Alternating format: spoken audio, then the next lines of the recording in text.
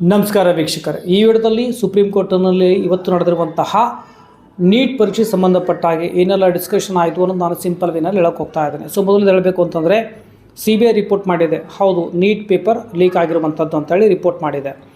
Okay, ಮತ್ತು ಆಮೇಲೆ ಈ ಒಂದು 67 ಜನ ಟಾಪರ್ ಸಿಗದಿರೋದ್ರ ಬಗ್ಗೆ ಕೇಳಿದಾಗೂ ಸಹ ಏನಪ್ಪ ಅಂದರೆ ಕಾಂಪಿಟೇಷನ್ ಲೆವೆಲ್ ಹೈ ಇದೆ, ಆ ರೀತಿ ಮಕ್ಕಳು ಈ ರೀತಿ 720 ತೆಗೆದಿದ್ದಾರೆ ಮತ್ತು ಗ್ರೇಸ್ ಮಾರ್ಕ್ಸ್ ಕಾರಣದಿಂದ ಅಂತ ಇದು ತನ್ನ ಉತ್ತರ ನೀಡಿರುವಂಥದ್ದು.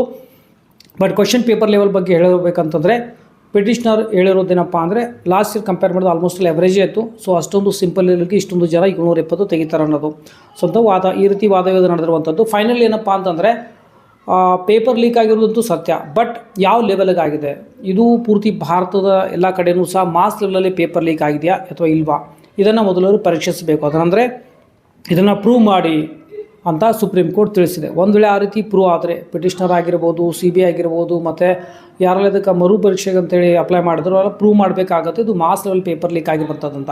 ಅಂದಾಗಲೇ ಮರು ಪರೀಕ್ಷೆ ಬಗ್ಗೆ ಅದನ್ನು ವಿಚಾರಣೆ ಮಾಡಲಾಗುತ್ತೆ, ಅದರ ತೀರ್ಮಾನಿಸಲಾಗುತ್ತೆ ಅಂತ ತಿಳಿಸಿರೋದು. ಅದನ್ನು ಕೊನೆಯ ಒಂದು ಆಪ್ಷನ್ ಆಗಿ ಇಟ್ಟಿದ್ದಾರೆ. ಯಾಕಂದರೆ ಭಾಳಷ್ಟು ಜನ ವಿದ್ಯಾರ್ಥಿಗಳು ಏನಪ್ಪ ಅಂದರೆ ಚೆನ್ನಾಗಿ ಬರೆದು ಮಾರ್ಕ್ಸ್ ತೆಗೆದಿರ್ತಾರೆ, ಅವರಿಗೂ ಸಹ ಅನ್ಯಾಯ ಆಗಬಾರ್ದು.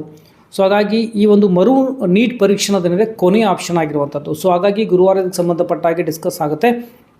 ಮತ್ತು ಇನ್ನೊಂದು ಕೌನ್ಸಿಲಿಂಗ್ ಸಂಬಂಧಪಟ್ಟಾಗಿ ಹೇಳಬೇಕು ಅಂತಂದರೆ ಯಾವುದೇ ರೀತಿ ಸುಪ್ರೀಂ ಕೋರ್ಟಿಂದ ಯಾವುದೇ ರೀತಿ ತಡೆ ಇಲ್ಲ ಅಂತ ತಿಳಿಸಿದ್ದಾರೆ. ಬಟ್ ಅದನ್ನು ಸೆಂಟ್ರಲ್ ಗೌರ್ಮೆಂಟ್ಗೆ ಬಿಟ್ಟಿರುವಂಥದ್ದು, ಅವ್ರು ನಿಲ್ಲಿಸ್ಬೋದು ಅಥವಾ ನಡೆಸ್ಬೋದು, ಅವ್ರಿಗೆ ಬಿಟ್ಟಿರುವಂಥದ್ದು. ಬಟ್ ಒಟ್ಟಾಗಿ ಗುರುವಾರ ದಿನ ಅದಕ್ಕೆ ಸಂಬಂಧಪಟ್ಟಾಗೆ ಫೈನಲ್ ತೀರ್ಪು ಹೊರಗೆ ಬರುತ್ತೆ. ಯಾರಿಗೆ ಮರು ನೀಟ್ ಪರೀಕ್ಷೆ ಅಂತ ಹೇಳ್ತಾರೋ ಸೊ ಅವ್ರು ಏನಪ್ಪ ಅಂದರೆ ಪ್ರೂವ್ ಮಾಡಬೇಕು ಇದೊಂದು mass level paper leak ಆಗಿರೋದಂತ.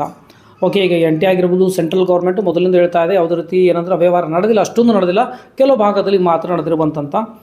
But anyway ನೋಡೋಣ, ಗುರುವಾರ ದಿನ ಫೈನಲ್ ರಿಸಲ್ಟ್ ಬರುತ್ತೆ, ಬಂದಾಗೂ ಸಹ ನಮಗೆ ಮಾಹಿತಿ ನೀಡ್ತಾರೆ. ಒಟ್ಟಲ್ಲಿ ಇದು ಟೋಟಲಿ ಈಗ ನೋಡಿ ಎಲ್ಲ ಕಡೆಯೂ ಒಂದು ಮಾಸ್ ಲೆವೆಲಲ್ಲಿ ನೀಟ್ ನಡೆದಿರುವಂಥದ್ದು ಪ್ರೂವ್ ಮಾಡೋದಷ್ಟು ಈಸಿ ಇರೋದಿಲ್ಲ.